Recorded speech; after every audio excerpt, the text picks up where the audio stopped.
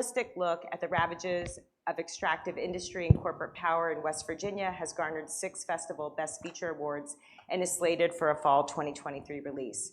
His long-standing commitment to issues around male identity has resulted in the films You Throw Like a Girl, The Blind Spot of Masculinity, Angry White Men, Masculinity in the Age of Trump, and The Man Card, White Male Identity Politics from Nixon to Trump. In addition to directing, he's produced several feature documentaries, including What Would Jesus Buy?, Awake Zion, Egypt, a Love Song, Split, A Divided America, Split, A Deep Divide, and the forthcoming The Town That Shot the Sheriff. His new book, The Invisible Doctrine, The Secret History of Neoliberalism, in collection with George Monbiot, is being published by Penguin Books in spring 2024.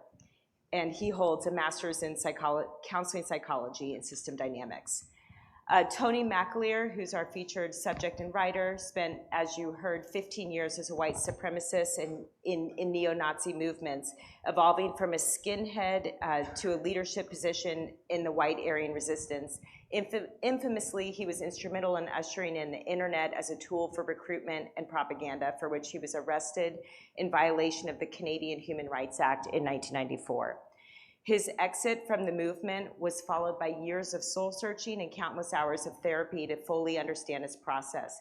And he was instrumental in founding Life After Hate in 2011, an organization created to support people in exiting hate groups, where he served as executive director while developing its online support groups and forum. In 2017, he became board chair until his departure in December 2019. Tony has worked closely as a consultant and advisor to law enforcement and government, from attorney generals to senior staff at the Department of Homeland Security. And in 2019, he attended the Paris Summit for the Christchurch Call with the Prime Minister of New Zealand, a few short months before being called before the U.S. House Subcommittee on Civil Rights and Civil Liberties to address the issues confronting white supremacy. A sought-after expert in the field of violent extremism, his numerous media appearances include everything from CNN to BBC to CBS to CBC News. And in 2022, he was invited to share his story as part of the TED Talk series.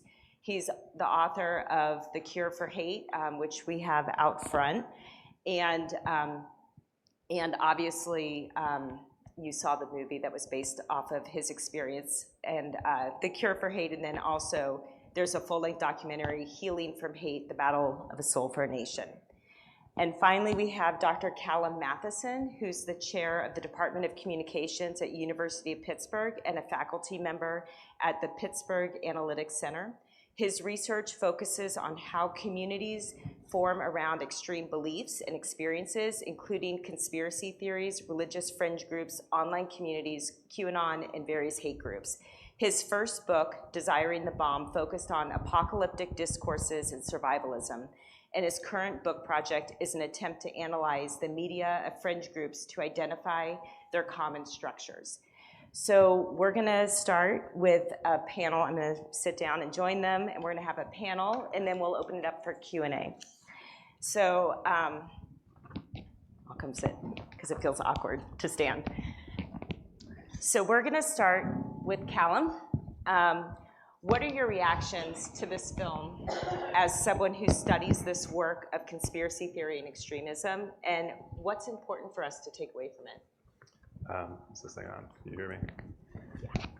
One of the things I thought was most striking about this film is the way that it underscores how difficult, but how important it is to understand ideologies like Nazism and anti-Semitism from the inside. That it's tempting to, I think it's reassuring for us in some ways to say that because something is evil, it's stupid, that it's incoherent, that it doesn't make sense, that obviously what we have to do is just, prove to people that it's wrong, and if they see the truth, then the thing will fall apart. But a key question, I think, is, are we willing to, are we able to look at systems like this and ask what they do for the people who believe it, what kind of lack they fill in, what kind of emotional and cultural work they do for people? Because if we don't understand how these ideologies function to give someone something,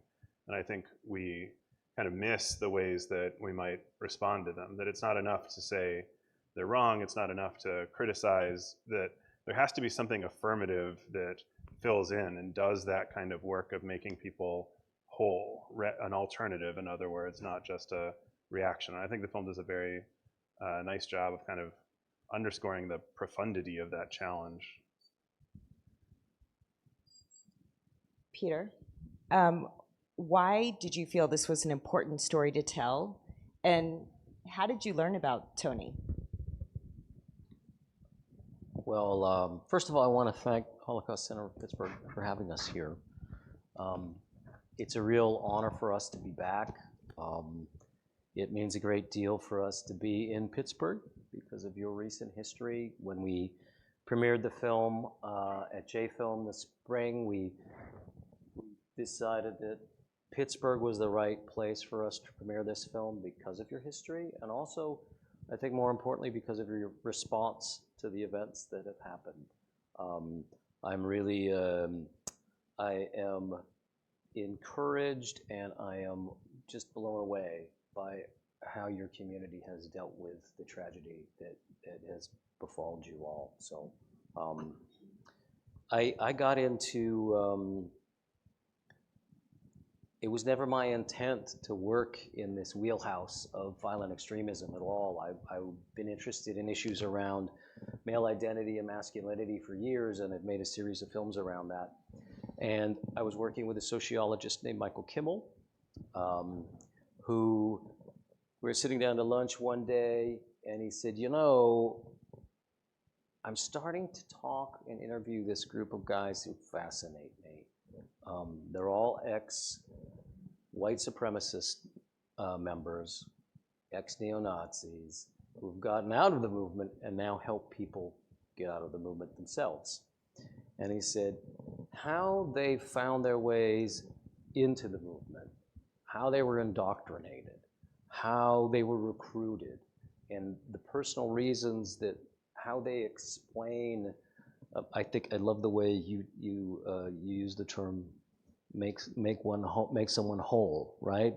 We talk about all these issues like the need for belonging and identity and empowerment and a higher purpose. It's another way of, I think, saying making someone feel whole, right? That's a really beautiful, simple way to put it. Michael introduced me to this core group of this organization called Life After Hate, of which Tony was a founder.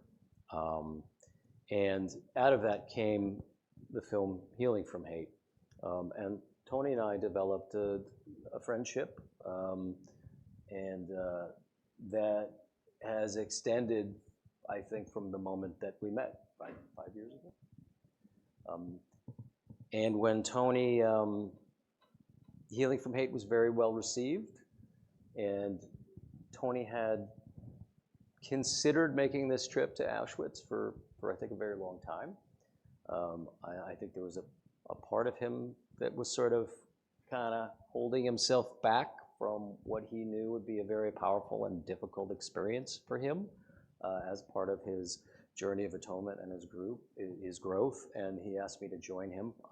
So, you know, I didn't even have to think about it. I said, let's do it. So, you know, the rest you just saw. Tony, what has the journey of Teshuvah been and repair been like for you?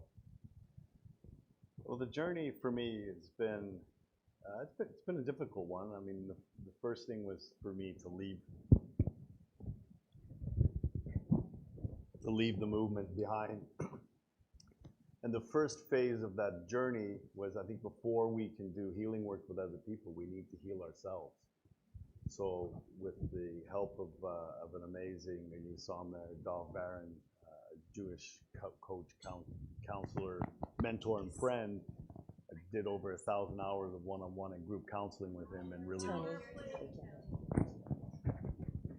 put it on your collar.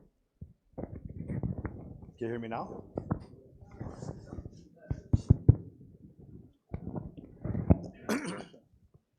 So I did over.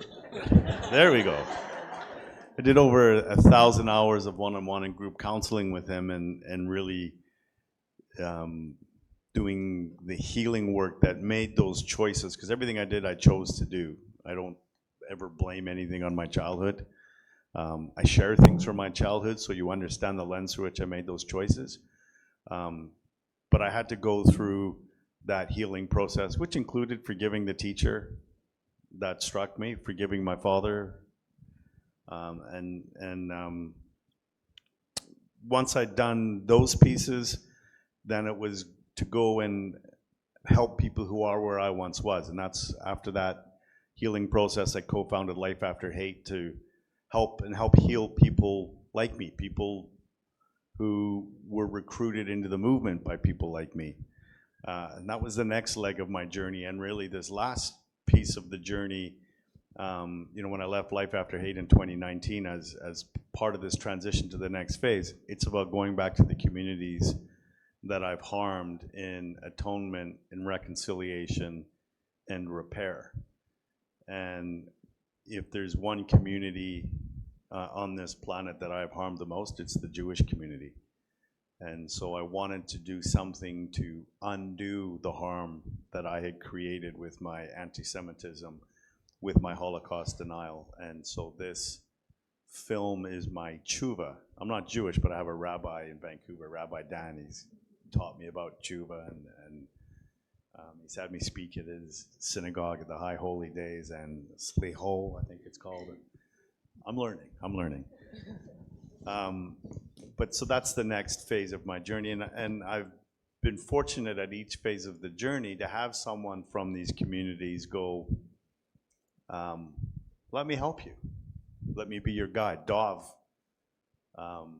helped me. He was my guide through that. Rabbi Dan helped me. I've done the same with the gay community. I had someone help me in the Indo-Canadian community because there was a Sikh caretaker in Vancouver in 1998 that was murdered by skinheads who were recruited by guys I've recruited.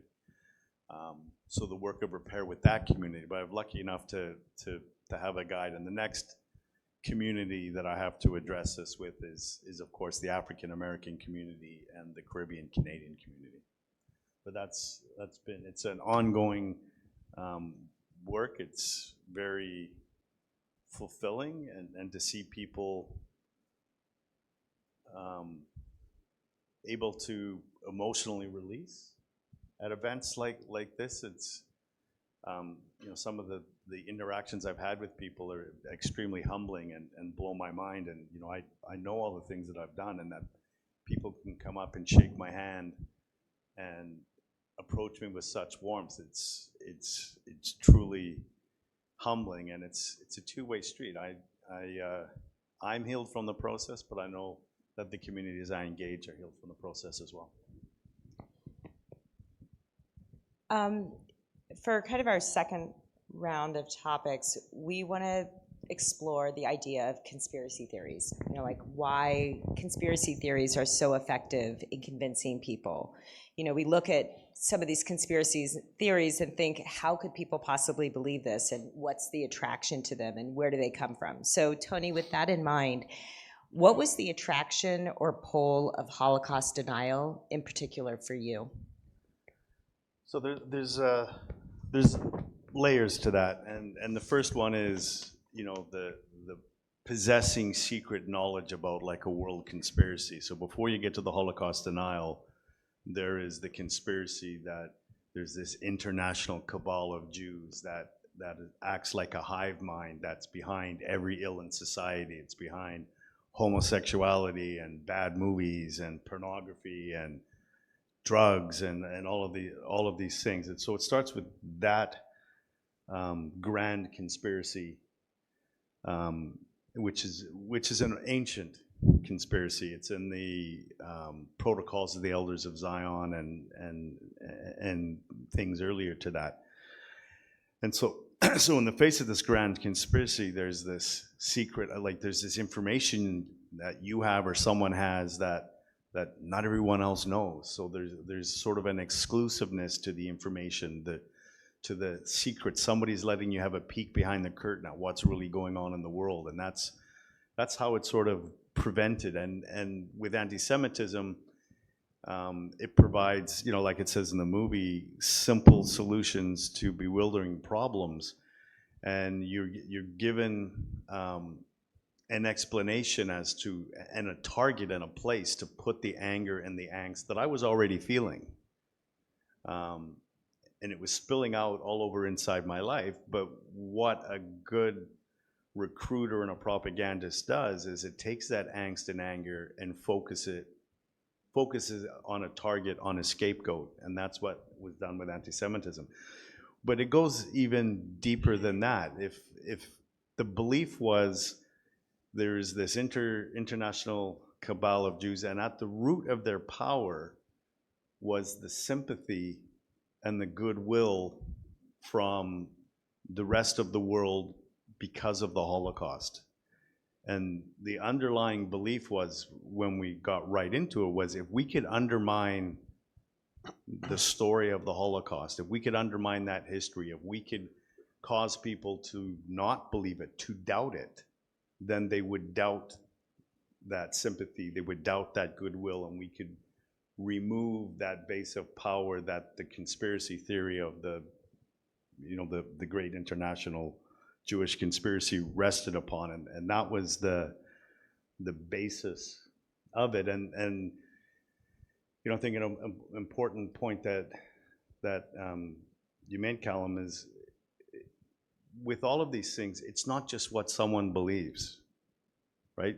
This wasn't just what I believed, it was who I was, it was my identity. So the challenge is identity and ideology become intertwined, and so you can't just say to a person, hey, what you believe is nonsense. It doesn't make sense, because it's difficult enough to get someone to admit that what they believe is wrong. It's a whole level of difficulty higher to try and get someone to admit who they are is wrong. So we have to use some different approaches so that we're not triggering those defense mechanisms of trying to tell someone and convince them that they are wrong in their identity, not just their beliefs. And to do that, and I've learned this through Life After Hate, we have to engage the heart. We have to go through the heart, because the ego and the logical mind does not have a defense to that. Do you have anything to add to that? I really think Tony's explanation of how conspiracy theories worked for him really nicely illustrates how they work for a lot of people, probably. The one thing I would underscore is this idea of simplifying a complicated world. I mean, if you look at the substance of the theory that there's a Jewish cabal that runs everything in the world, it looks crazy, and it's really complicated. Like, Marjorie Taylor Greene says that there are Jewish space lasers, for example, and people say that shark attacks in Egypt are because the Israelis have put microchips in the sharks and so on and so forth. It's all this stuff, and it sort of spirals on and on and on, and it's really hard to keep track of it. I know this because, unfortunately, this is what I do. Like, I have to read all this stuff and keep track of it. And it seems sprawlingly complex, so it's easy to look at this and say, this is so complicated, but the function it serves for people is actually that it simplifies their world. Now everything that goes wrong has an easy explanation. If there's a tornado in Oklahoma and grandma's trailer gets washed away, then it's fine. It's Jews control the weather. There's an answer for that. There's no unpredictability anywhere in the world. Everything is predictable. And as horrified as people say that they are by the beliefs that they have, like how awful is it that this group is conspiring against us, really ultimately it makes them feel better about the world. It makes them feel secure in a way that even if they cannot control what happens around them, they have the mastery of understanding why it happens, the kind of secret knowledge that Tony mentioned, which I think is a really important thing to keep in mind. So it's about the work that it does for people to believe these theories, not just how sprawling and intricate and Byzantine they might look from the outside. From the inside, they're not complicated at all. They're as simple could be. Peter, what have you come to understand about conspiracy theories through making this film, and then also just your larger body of work, which explores so much that's related to this? It's difficult to figure out what I can add to what both of these very articulate gentlemen just had to say. But I do think there's something very powerful for some people to possess what they believe is this secret knowledge. It's very empowering. And in some ways, I think it can act in a way, same kind of empowerment that people gain from being a part of a hate group or an extremist group. And, as Tony was talking about, you know, that secret knowledge can very much become fused with identity, which then makes it very, very, very difficult because, again, when you're saying that somebody's wrong or what they believe is wrong is being felt like you're telling me I'm wrong. And as I've heard time and time again from ex-hate group members, you know, nobody ever changed their minds about hate group activity by having crowds of people throwing bottles at their heads and swearing at them and yelling at them. Like, that never turns people. There's another piece that I think is very valuable, at least from my perspective, to consider in terms of conspiracy theories is not only does it give people a simple explanation for a complicated world, in a lot of respects, it gets them off the hook from having to take responsibility for any of it, right? You don't have to do the deeper dive of really understanding the complexities of the world around you. You don't have to engage with the myriad systemic issues that really need to be wrestled with in society. Instead, there's an incredibly simple explanation for what is an incredibly complicated situation. So I think, you know, that's sort of, I think, for me, a really important piece of understanding how conspiracy theories work on a lot of different levels. I mean, you know, it does serve certain people's interests to distract people with conspiracy theories so they don't engage in positive ways and create positive change. So you guys know we talked quite regularly sort of in preparation for this event, and you know, Tony would often mention that he was actually really hopeful in our ability to dismantle conspiracy theories. And so this is really, you know, a question for everyone here. You know, for those of us who feel overwhelmed, and I have teenage children who watch a lot of YouTube, and so, you know, I do feel overwhelmed by what kids and youth are being fed by social media and the prevalence of conspiracy theories. Like, what can we do about them? You know, what practical steps can we take to address this and promote digital literacy and also critical thinking? It's for all of you to bounce. I think I'll start by saying I'm hopeful. I'm hopeful. And, you know, conspiracy theories offer to make people whole. They don't have anything to offer if people feel whole already. So if we work at making the people around us in our society feel that they belong, part of a community, feel whole, these conspiracy theories can't take hold. And I think, so there's a two-pronged attack in dealing with conspiracy theories. There's the part that is in the head, and there's the part that we do through the heart, and we can't forget the heart. And, you know, Life After Hate, we have a saying, you know, when we're trying to help people get rid of these belief systems and leave the movements behind, it's really important to call people out in a healthy way, but as a society, we must be prepared to call people in a healthy way, and both approaches are necessary. And with that end, I'm very hopeful on the calling in part. I think it's a complicated scenario.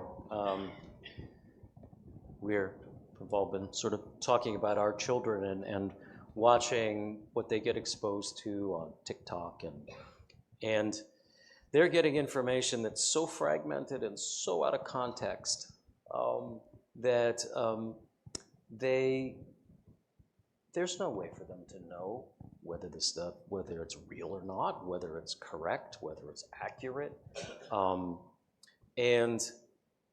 And that, for me, is very scary. I've actually had my young son come to me with some TikTok videos and be like, wait a second, what's this guy talking about? I'm not quite sure they're teaching white history in my school either. And we have to sit down and we have to walk through these conversations and explain and help him understand that, listen, you have to understand the source. You have to be curious. You have to look at information like a detective would. You need to do the work. You need to understand where it comes from. You need to understand the financial backers of where that information comes from. You need to understand the ideological intent of where that information comes from. And that's everything from even some of the more conventional news sources right down to the stuff that you're getting off of TikTok. And I think that is the other piece that needs to be really, really stressed, in addition to the piece that Tony's talking about, is that particularly young people, and listen, I mean, this happens, to people of every age group. I mean, I've gotten like conned by that, seeing something like on a social media post or a Facebook post that I wanted to believe it. Like, I'm like, oh, this is good, juicy stuff. Like, yeah, I bet he did that. And I've made the mistake of passing that information along and having like my friends in Washington literally like pick up the phone and say, you can't do this. Like, you need to at least do a little bit of background check and make sure that this information that you're repeating is correct. You may like the way it sounds, but and so I think that's part of what Tony and I try and stress with the curriculum that we've built around this film that we take into high schools. Digital literacy is a big piece of that. And I think there's ways to make it fun. Kids like to play detective. You make it a game, There's lots of different ways to do that. But I think that's gonna be fundamental moving forward as everything becomes more siloed, as information is received increasingly out of context and small little sound bites. We have to help young people expand that conversation and that understanding. So I think those are both, really great answers and really get at the core of the problem, which is partly about making people feel whole in advance, so they don't need to turn to theories that, conspiracy theories, to make them feel like it's the only way that they can navigate the world safely, and also to think about the kind of disjuncture of information. The two sort of little emphases I would add to this. One is about scripts, and one is about filters. The conspiracy theories work as filters for information. It's not just that we get a lot of information that's disorganized or that's fragmentary. It's just the sheer volume of it as well. So there are some estimates, and I kind of think that this is fake, but it illustrates the point well. There are some estimates that people in the 18th century read as much, had access to as much factual information as that you would get from reading one Sunday edition of the New York Times. Now you're exposed to this vast welter of crap all the time. Some of it's good, some of it's not. There's no way, realistically, that you could expect everyone to fact check everything quickly enough to develop the capacity to make decisions, which is what we're asked to do. As citizens in a democracy, you're asked to vote, for example, and also do many, many other things. And the sources that you have to make those decisions are so overwhelming that there's no way that you could get through everything and also do anything else at the same time. So part of it is about developing something to filter that information so that people understand the protocols of what makes something good or bad. So, for example, it's actually not the case that every conspiracy theory is false. There are real conspiracies in the world. The people who planned and orchestrated the Holocaust were conspirators. That theory is correct. but there's evidence for it as well, overwhelming evidence for it. So some of this is about teaching people the capacities to read information quickly and judge that something is probably false and doesn't need as much time investment, so they can focus on the things that are more likely to be true and do the kind of things that we were talking about earlier, learning to fact check, to play detective with them. The only other thing I would add is sort of back to these comments about throwing bottles and things like that. One of the things that makes responding to conspiracy theories so difficult, especially for someone like me, so I'm a college professor, and if a liberal college professor tells someone that their conspiracy theory is wrong, that's what they think I'm going to say. It doesn't do anything for me to say that. It doesn't communicate any new information. In fact, for me to say your conspiracy theory is wrong confirms the conspiracy theory. Oh yes, he's playing the part that I thought that he would play.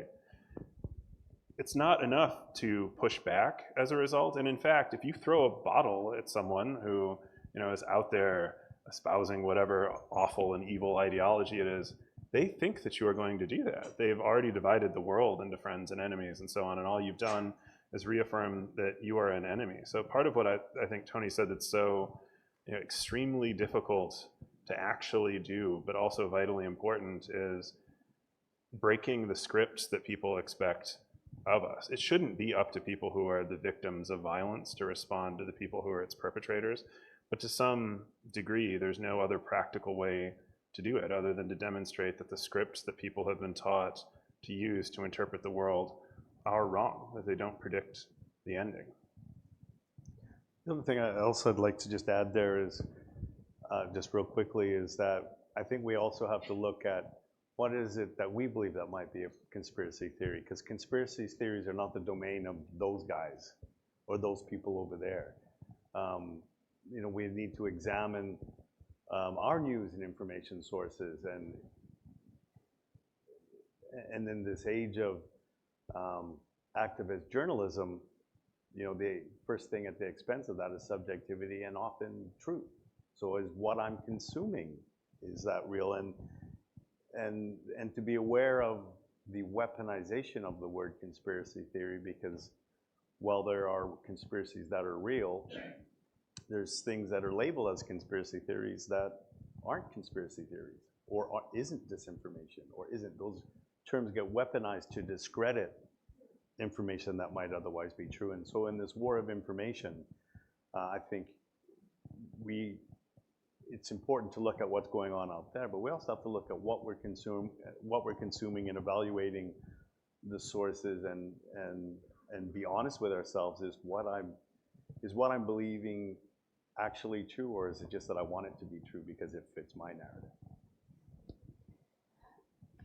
We could kind of do this all night, but I think we should open it up for Q&A. Noah, got Noah and Christina here that are going to run microphones. So it's not on. We'll just ask people, with such food for thought, I know there's lots that people could say and share as comments or responses, but we've got a little bit more time with these amazing panelists. And so I'll just ask you to really try to keep your questions short and have it really be a question for them, so that we can keep getting a little bit more out of them. We all been at these where the person's going on and on and on, so don't be that guy. We'll start with you. Yep, you right there.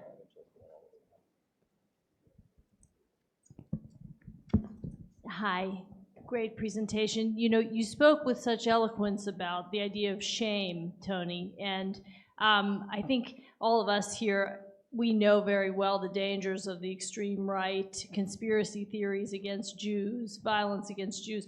Are you concerned at all about the rise of identity politics, specifically from the hard left, the idea that only certain groups are capable of really being prejudiced, that there's something inherently about a certain race or a certain sex that makes them toxic?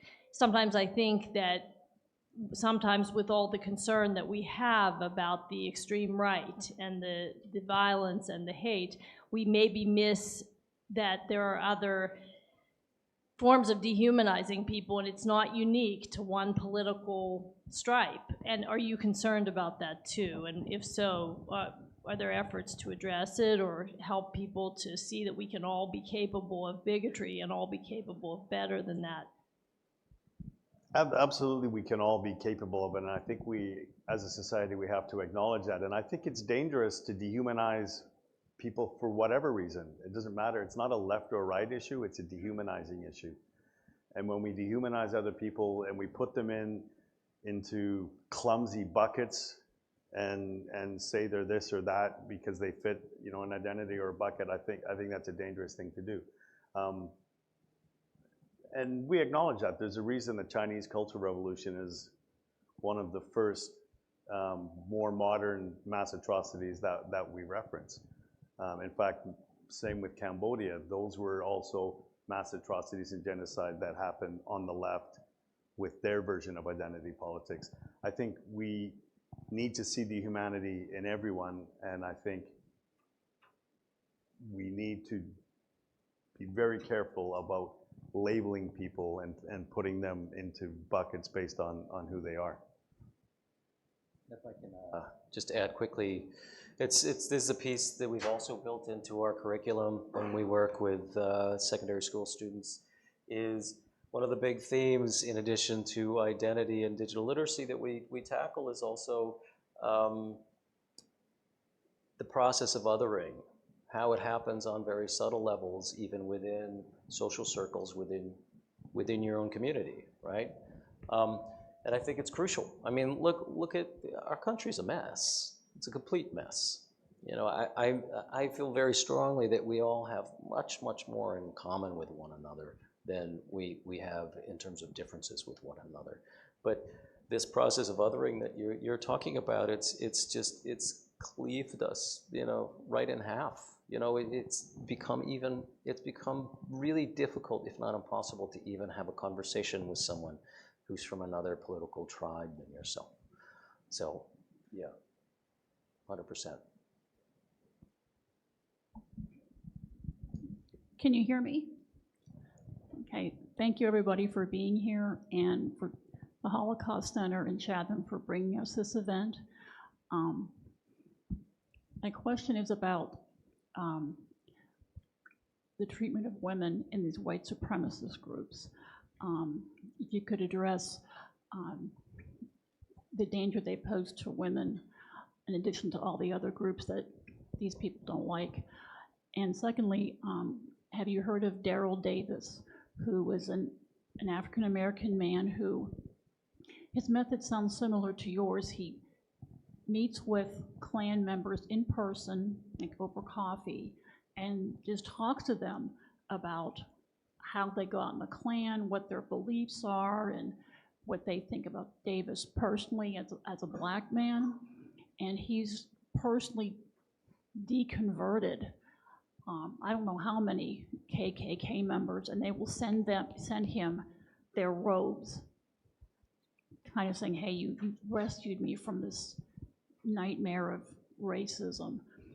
I'm just curious if you heard of him and what you think of his work. Thank you. Yeah, Daryl Davis is a dear friend of mine, and he does remarkable work. And one of the ways that he actually gets those Klansmen is through music. He's a hell of a musician. And through the common bond of music is a commonality where he's able to make those connections and you think it's crossing this great racial divide that you think could never be bridged. He's proof that we can bridge it. As far as the treatment of women, it's appalling in these movements. Right? Women are put on a pedestal for their wombs, for their ability to reproduce, or they're respected for their ability to fight in the world that I was in. I don't think I ever saw a healthy relationship while I was in that movement, including my own was not healthy. And the movement is filled with people that don't have a good relationship with themselves, and without that, you're incapable of having a good relationship with other people. So the relationships and the treatment with women were all abusive, either emotionally, physically, or verbally.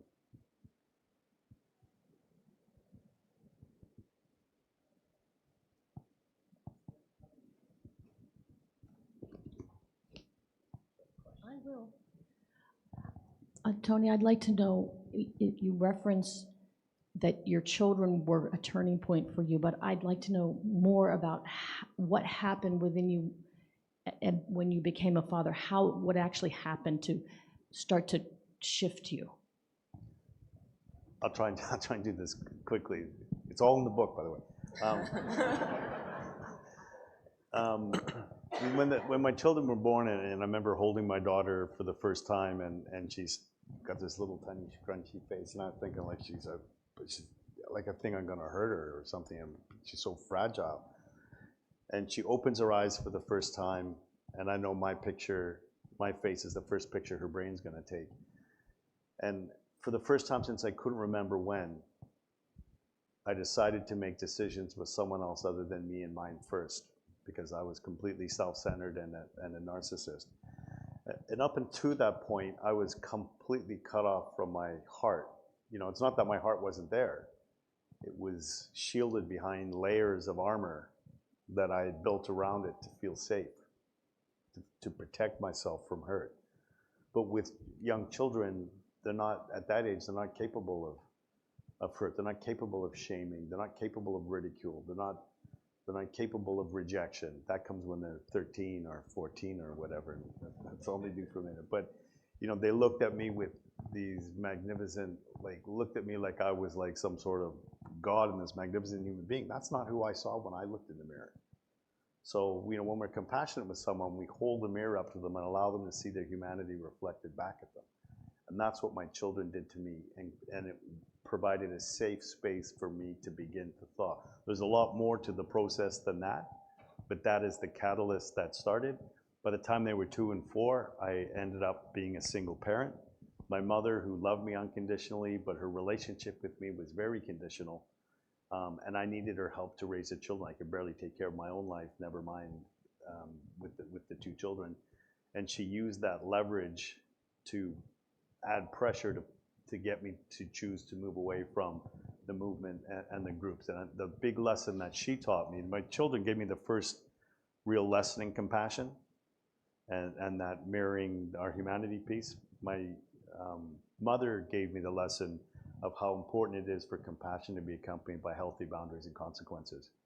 When it's married with healthy boundaries and consequences, it's truly a powerful force that can be used to affect great change in people.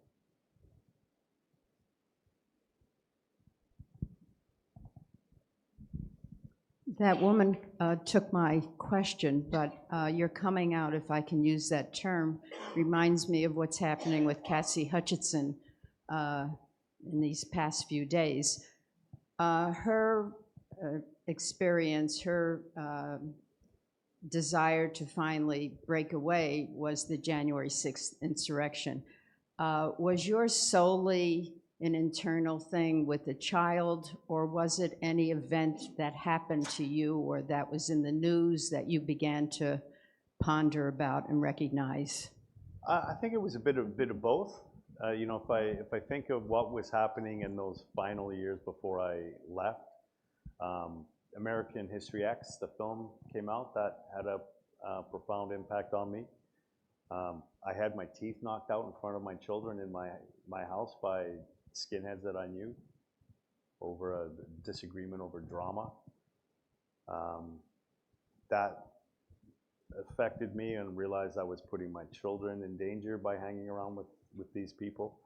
And in 1998, the murder of Nirmal Singh Gill, who was a Sikh caretaker at the Guru Nanak Temple in Surrey, just outside of Vancouver, was murdered by 5 skinheads who I met. I didn't recruit them, but I recruited the guys who recruited them, so I bear some moral responsibility for that.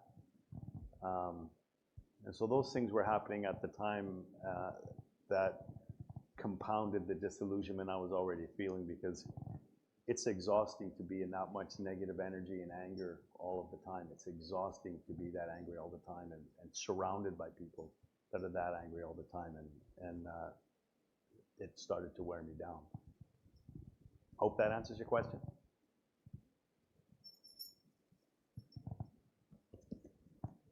Yeah, well, let's do two, we'll do two questions here, so just keep them both short so we can get a few more in. Thank you so much, and thank you for this wonderful presentation. I'd like to know how you feel about the terrible anti-Semitism and anti-Zionism on the other end of the political spectrum.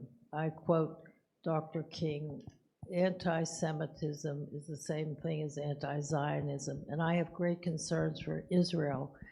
I think on the world stage, Israel is a pariah and a constant recipient of hate.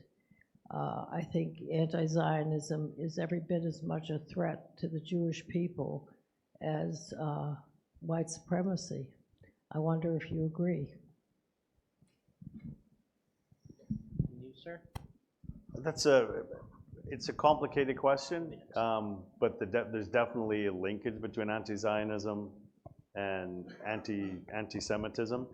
I know even within Israel, you know, the population, the Israeli population is divided on some of the policies of the Israeli government. So it's not as, for me, it's not as black and white, but I have no problem saying that I support the right of Israel to exist, and I support the Israeli people.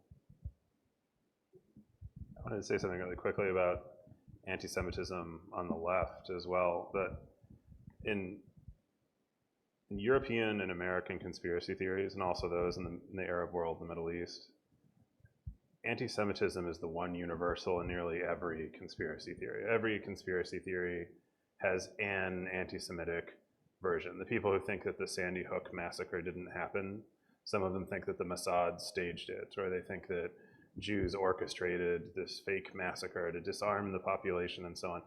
Even things that seem totally unconnected, anti-Semitism is the one kernel that seems to reappear in conspiracy theories all across the political spectrum. Leftists who worry about global capital sometimes equate that to global Jewish capital and so on. There's no way to isolate it in one place or another. So this is true of some other things as well, but anti-Semitism is the sort of conspiracy theory of all conspiracy theories in the West, and I think it would be a mistake to think that it only happens in one place. It's the common element of almost all of them, and it's, if nothing else, the prototype that they all build on, since it's the most successful of all conspiracy theories in the history of Western thought.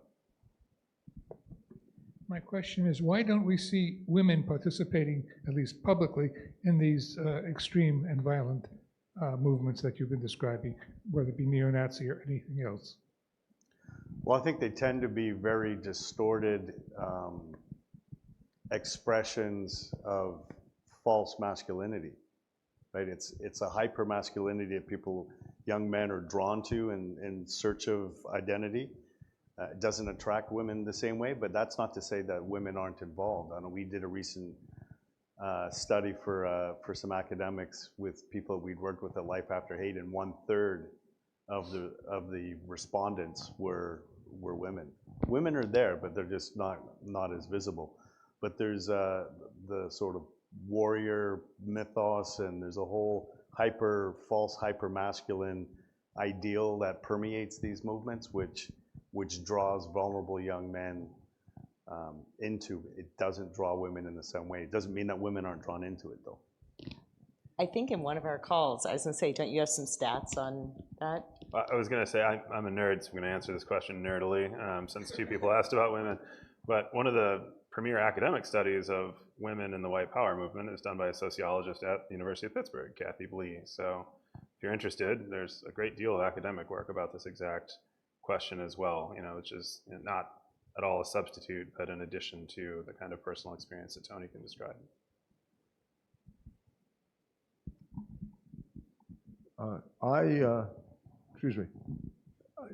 I appreciate this presentation, and I've been to several similar presentations, and I recognize a number of people in this audience who have also been present at many presentations. Personally, I feel powerless. I don't know what I should do, how I should react. What should we all do in order to try to fight this, stop this? It's a. I mean, Well, Okay. No, one of the things we talk about again in our programming that we, in terms of working with secondary school students, but also I think this applies to everyone, is we talk about these principles called the 3 C's. And they may seem like small acts, but, can you not hear me?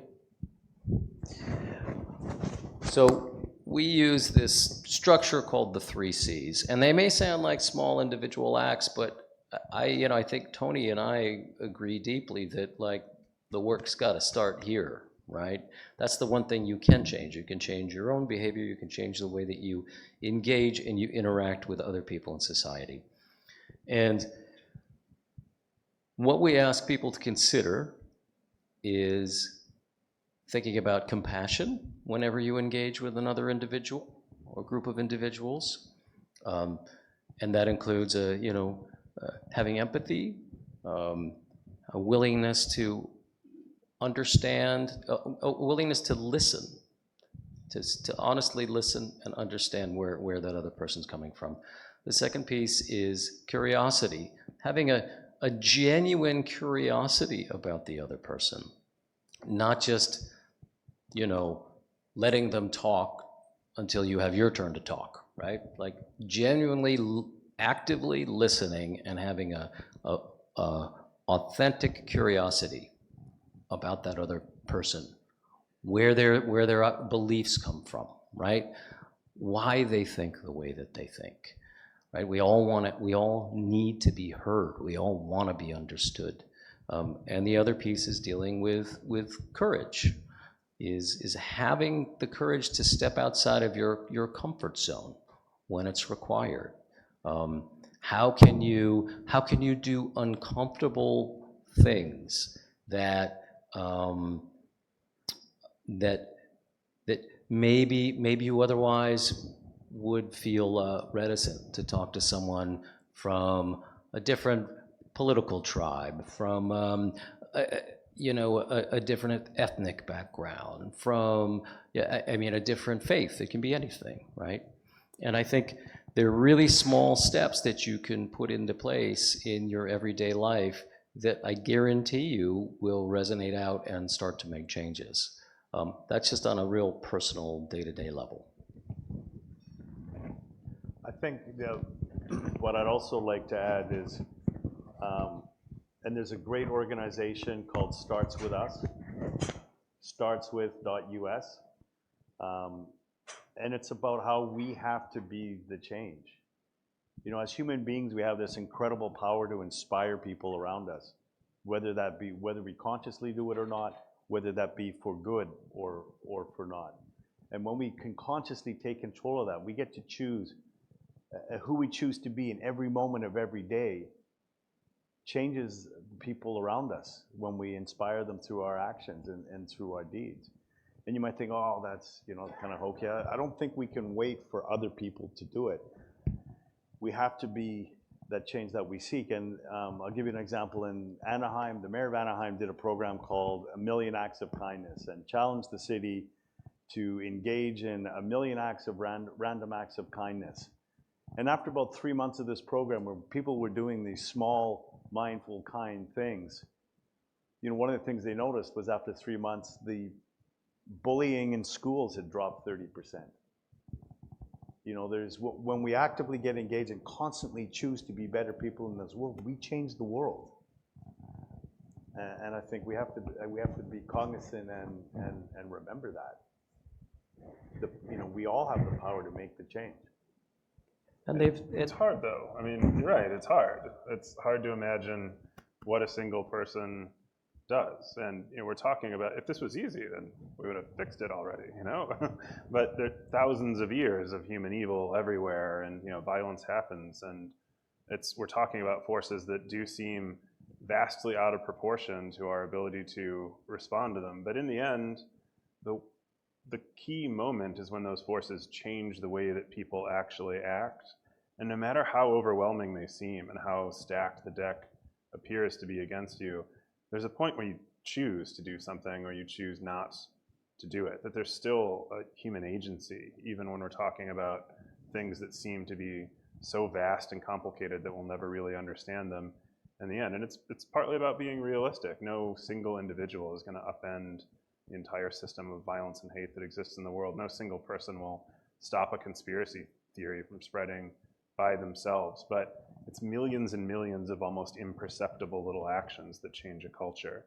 And knowing that what you do will not solve the problem, but being committed to doing it anyway is the difference between, you know, amelioration and failure, essentially.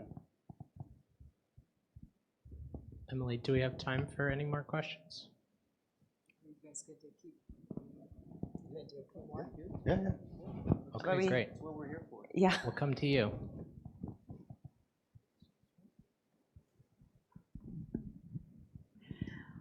Very quick question. How easy was it for you to leave the group?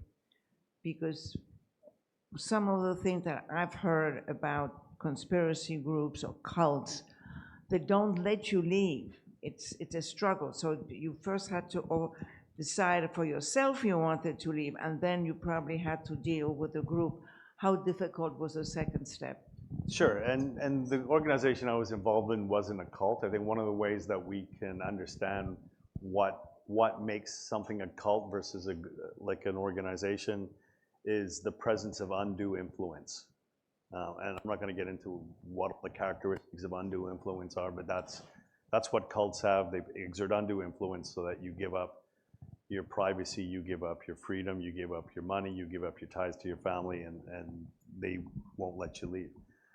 This wasn't the case for me. The challenge for me in leaving was it was my social circle. And you know, when we go into these groups, we excommunicate ourselves from friends, family, and society. And that's fine because we're gonna, you know, this new shiny group is gonna solve all our problems and why we're angry. And when the false promises don't show up, we decide the dysfunction of the group's too much and we want to leave the group, we have to excommunicate ourselves again. But original friends, family, and society aren't sitting with open arms to welcome us back. We violated the trust in those relationships, and that trust has to be rebuilt. That trust has to be earned. And so there's a place in the middle I call the void where you have no social circle. And it's incredibly lonely to be in that void. And so the temptation is to go back rather than feel alone. The pain of the dysfunction seems less than the pain of the loneliness. And one of the things we did at Life After Hate is we created an online community around people who had gone through the void and people who were going through the void to support them through that journey so they didn't have to be alone. But it was difficult, but the prison was more in my mind than any external prison that was put on me.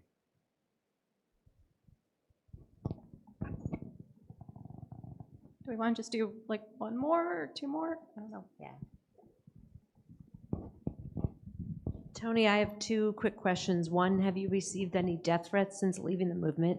And two, I think you answered this during the panel discussion, but when you were entrenched in the neo-Nazi and white supremacist movement, did you ever question your identity or question what you believed, or like in your dreams or at any point?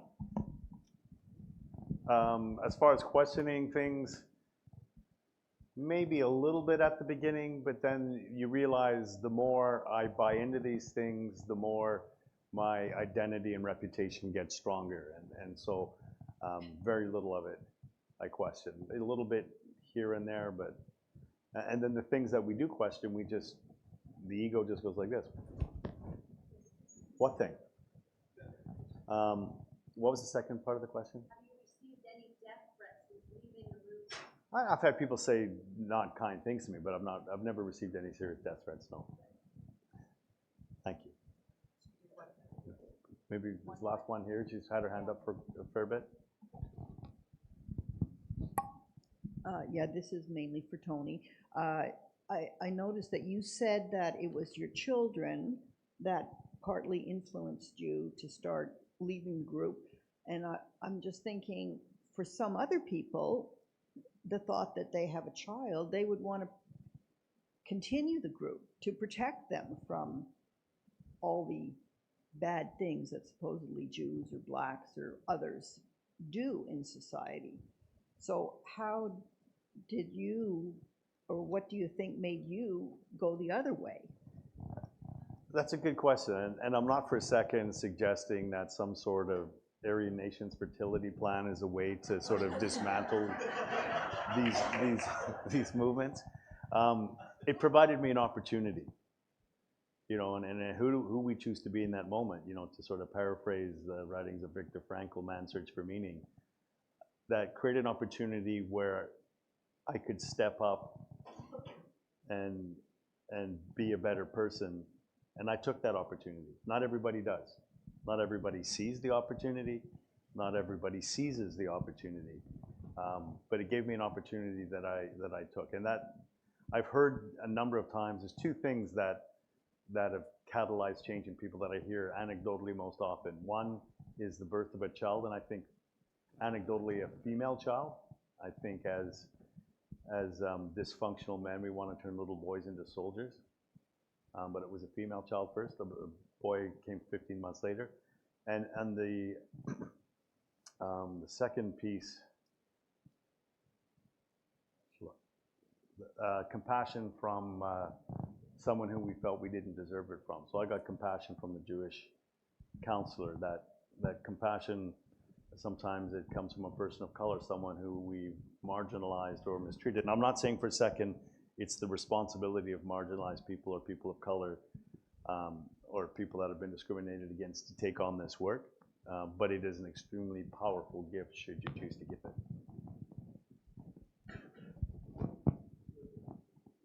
No.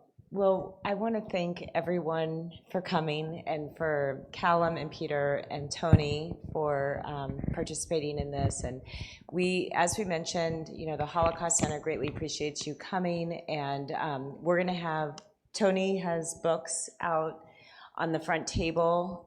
If you'd like to purchase one, if you want to make a donation to the Holocaust Center, we greatly appreciate it. But mainly, we really just appreciate all of you coming here and participating in this great event. So thank you.